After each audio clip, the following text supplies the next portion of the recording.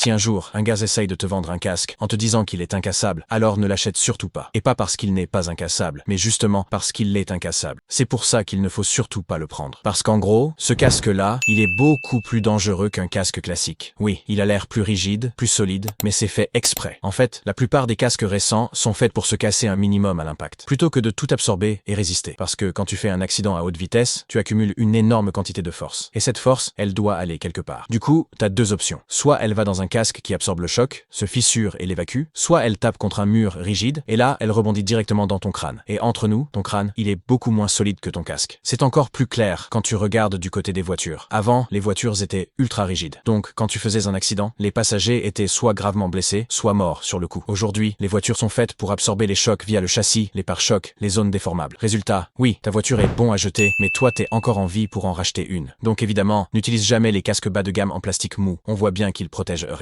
Mais n'utilise pas non plus le casque incassable, parce qu'en vrai, le porter, c'est comme porter un amplificateur de dégâts sur ta tête.